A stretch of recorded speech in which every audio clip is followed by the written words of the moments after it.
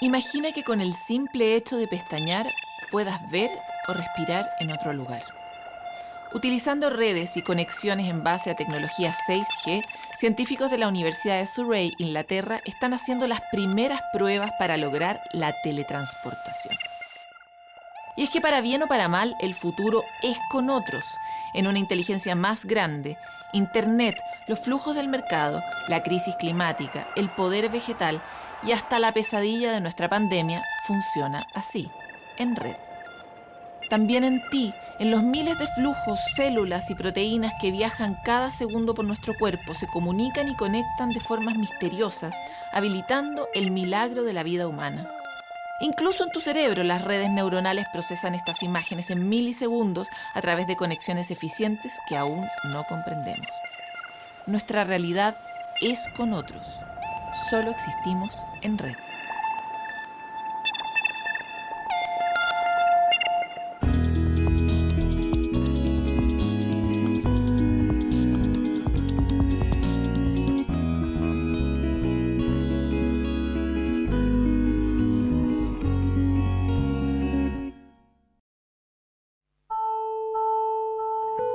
Descarbonizar la matriz, avanzar hacia un planeta más sostenible.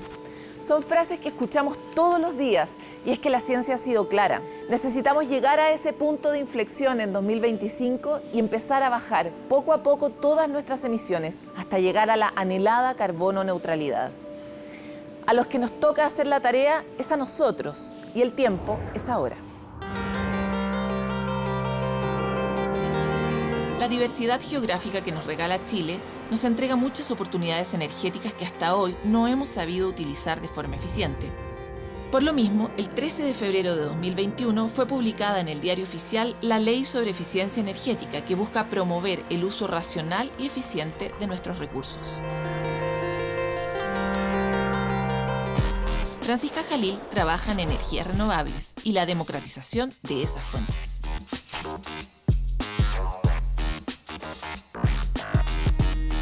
Soy Francisca Jalil, yo soy académica del área de energía de la Universidad Adolfo Ibáñez y me dedico al modelamiento de sistemas de energía para la descarbonización energética.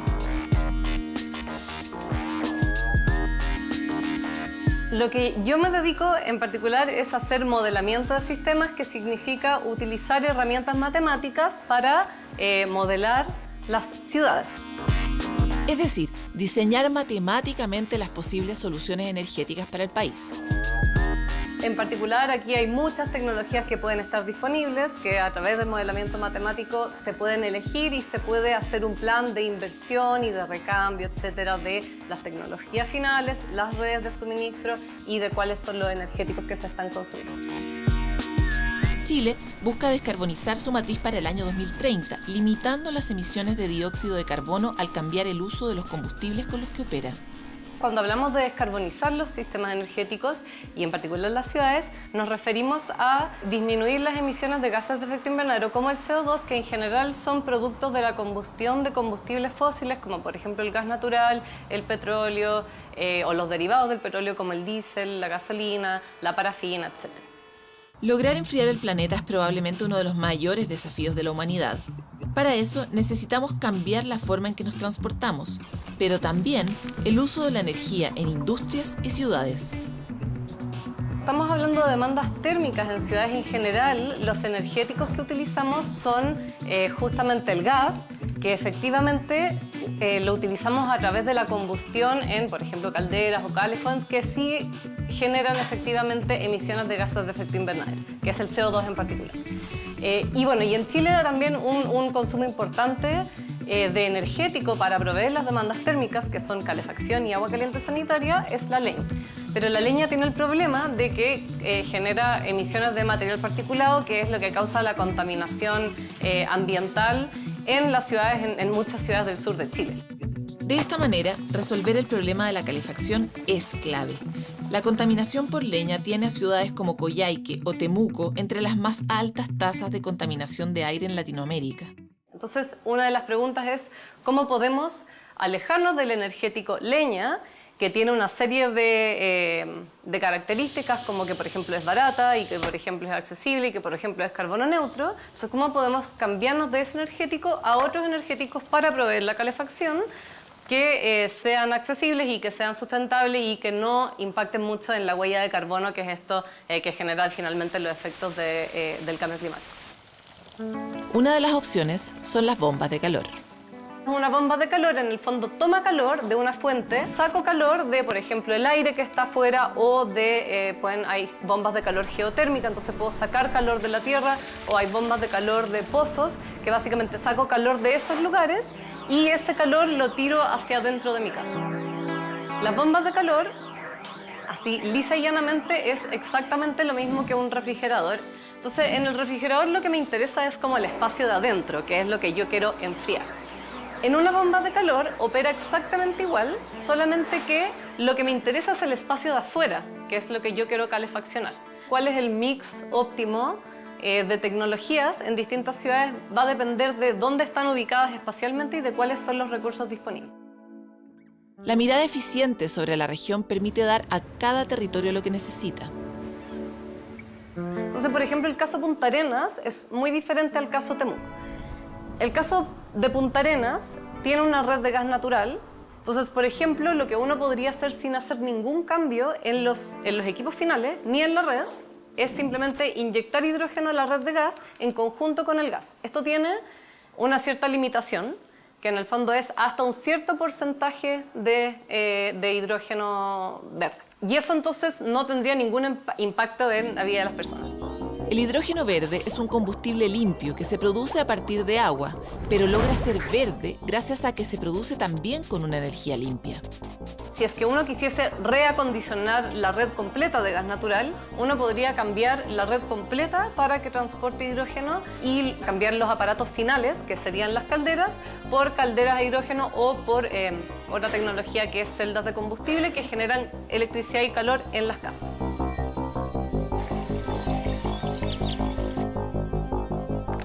Aquí en el fondo se refuerza la idea de que no es que una solución sirva para todo y es muy importante la descentralización en la búsqueda de soluciones, y en ese sentido es sumamente importante trabajar en conjunto con los gobiernos regionales y con los gobiernos locales para hacer planificación energética que sea acorde al lugar en donde estamos en el país.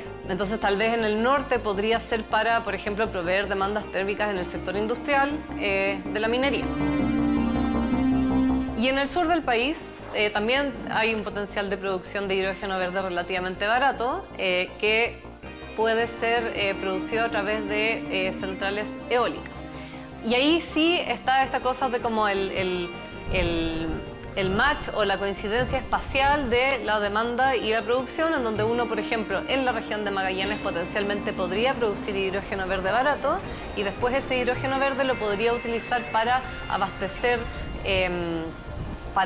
finalmente de calor los hogares utilizando una red de hidrógeno o utilizando esta misma red de gas natural. En el fondo, la mayor condición para producir hidrógeno verde de forma costo efectiva es tener energía renovable barata. Y esa condición Chile la cumple.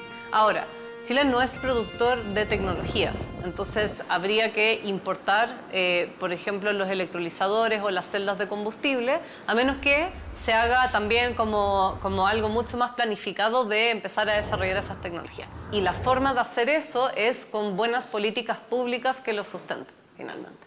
Entonces, uno no puede esperar, por ejemplo, que si quiere descarbonizar los sistemas energéticos, que la gente haga las inversiones que se requerirían para cambios tecnológicos, porque esas inversiones muchas veces son muy caras. Entonces tienen que haber buenas políticas energéticas que permitan hacer recambios tecnológicos, que permitan hacer elementos térmicos. Entonces, lo importante es mirar los sistemas completos, pensar en cuál es el suministro energético, cuáles son las redes y cuáles son las tecnologías de uso final, y también, en la medida de lo posible, tomar en cuenta otros factores que no son necesariamente técnicos, como estos factores, por ejemplo, sociales o de aceptación,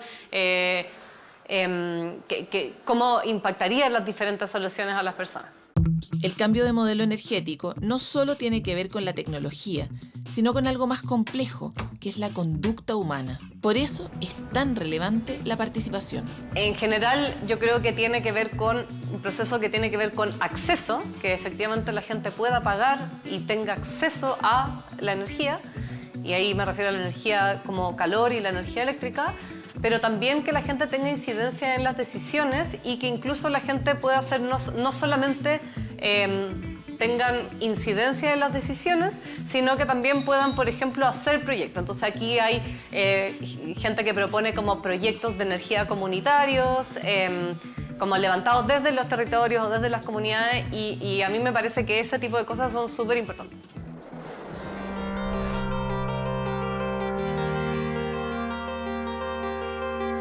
Imagino como el futuro energético, en un caso optimista, como sistemas de energía que en general sean más sustentables, y esto en general para mí significa mayor integración de sistemas. Todas las señales muestran que no vamos por muy buen camino, pero sí creo que tenemos la capacidad de ir por buen camino. O sea, no quiero responder si me siento optimista o pesimista, creo que cualquier cosa puede suceder. Pero me gustaría ver un sistema energético que avance hacia una mayor sustentabilidad, y lo que sí tengo seguridad es que se puede y que tenemos las capacidades en el país también para hacerlo, tanto en términos de recursos como de mentes.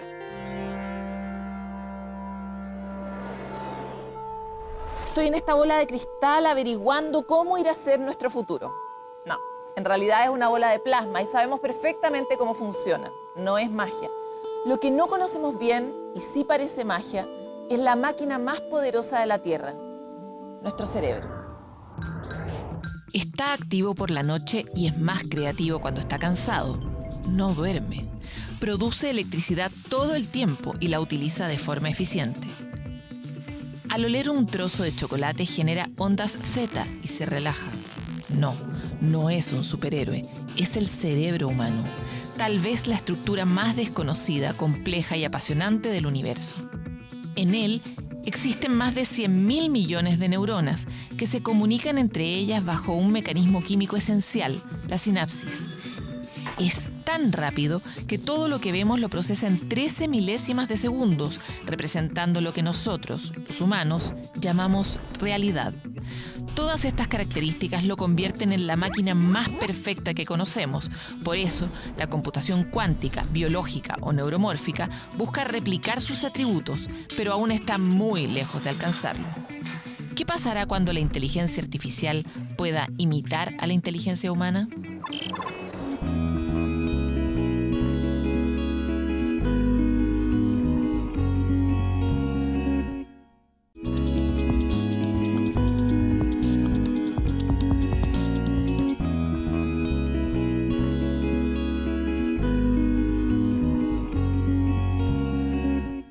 ¿Es esto arte o ciencia?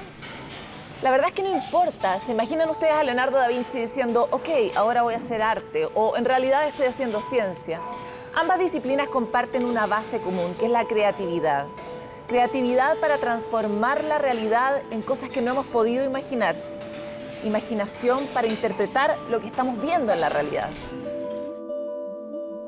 Ya sea de una tormenta eléctrica, un tornado o un huracán. La artista de Boston, Natalie Meebach, teje esculturas interactivas utilizando cuerdas, madera, papel y fibras para representar los datos científicos del comportamiento del clima y las emociones que estos fenómenos despiertan en las personas. Hola, mi nombre es Natalie Meebach. Soy una escultora radicada en Boston y he estado traduciendo datos científicos en esculturas y partituras por casi 20 años. Mi trabajo es sobre patrones climáticos extremos y tomo estos datos de sensores oceánicos, estaciones meteorológicas y artículos de prensa sobre personas que han experimentado estos eventos y traduzco toda esta información en esculturas y también uso esos datos para hacer conciertos con ellos.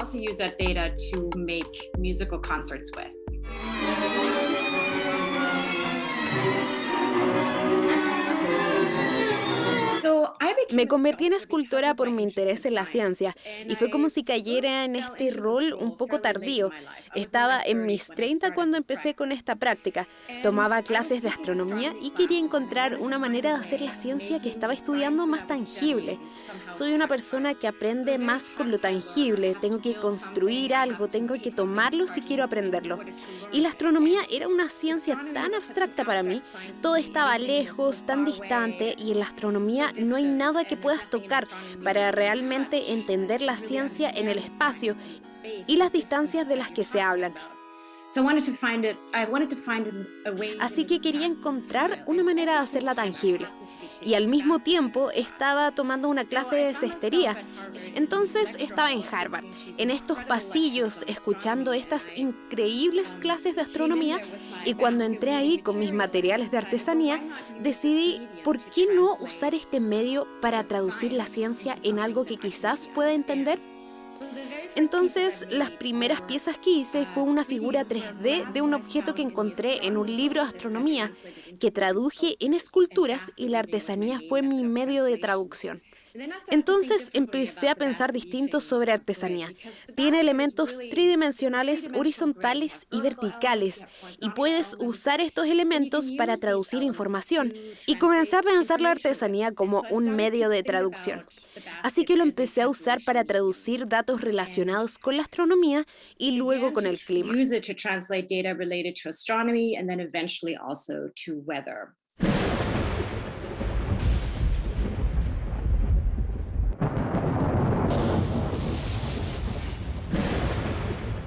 Empecé a enfocarme en el clima, casi 5 años después, cuando quería entender qué pasaba con mi comprensión de la escultura, si era yo quien reunía los datos, porque hasta entonces siempre usé los de las otras personas.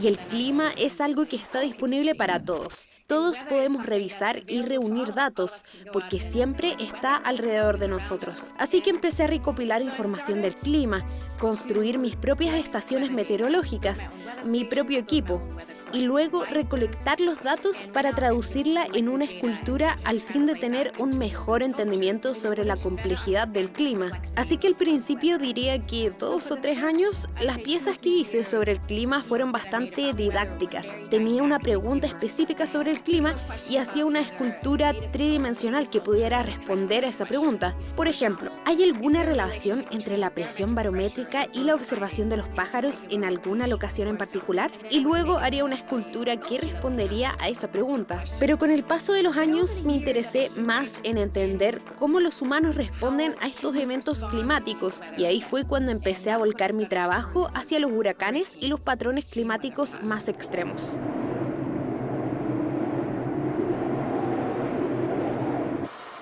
El clima nos afecta no solo como un fenómeno externo, nos asusta, nos conecta, nos emociona. Natalie Mivach trabaja con ambas dimensiones. Porque mientras un instrumento meteorológico puede registrar el clima como un metrónomo, que es muy racional, y puedes obtener la información cada minuto, cada segundo, nosotros no respondemos al clima como lo hace el metrónomo. Tenemos emociones, es parte de nuestra existencia. Entonces, como resultado, el trabajo se volvió mucho más metafórico. Empecé a integrar música como una manera de dotarle una cualidad más emocional a los datos, que sentí que no podía lograr a través de las esculturas. I couldn't get through sculpture.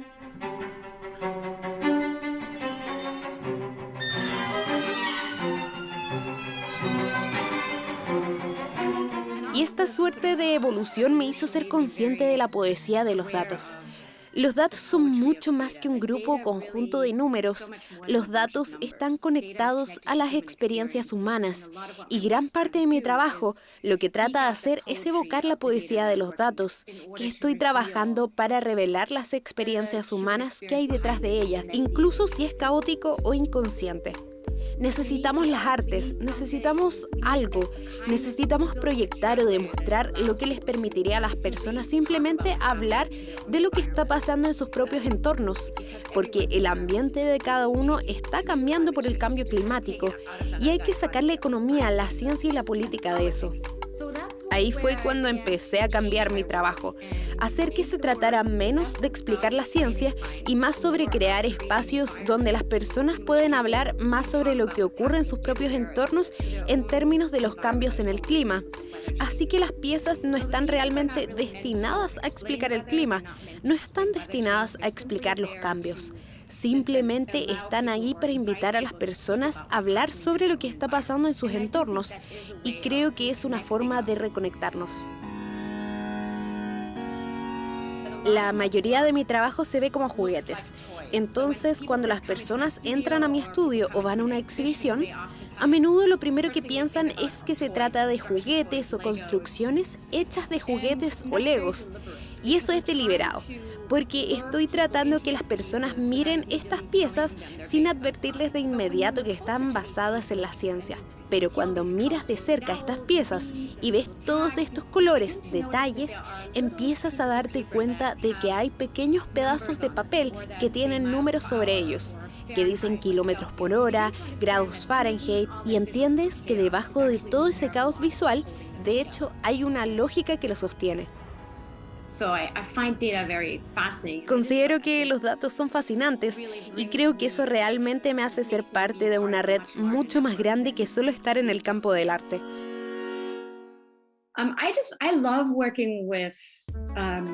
Me encanta trabajar con personas que tienen experiencia en campos sobre lo que no sé nada. Algunos de los trabajos más fascinantes que he hecho han sido colaboraciones con personas de disciplinas en las que no tengo ningún bagaje.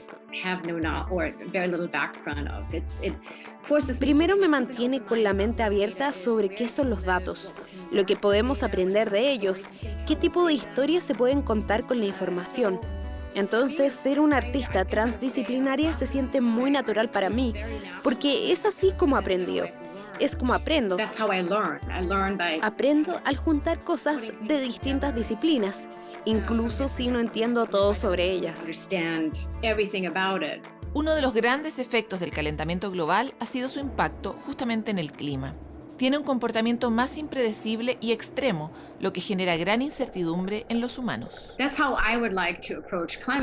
Así es como me gustaría acercarme al cambio climático. Es como si tuviéramos que entender este fenómeno no solo a través de la ciencia y la política, sino también a través de las experiencias humanas. Y para eso necesitamos complementar con diferentes puntos de vista, de distintas disciplinas, para relevar la compleja experiencia de lo que significa ser humano en un planeta que está cambiando tan dramáticamente. Creo que en nuestros corazones somos una especie optimista. Creo que eso, ojalá, nos lleve a un lugar donde podamos entender que realmente necesitamos hacer algunos cambios importantes en nuestras vidas para vivir en un planeta que está cambiando dramáticamente y rápidamente. Pero creo que al final sí vamos a encontrar. No quiero dar soluciones, pero creo que encontraremos una forma de aceptar el cambio climático y de vivir con él, en una manera que podamos ser una especie sostenible y que también pueda asegurarse de que otras especies puedan vivir en el planeta.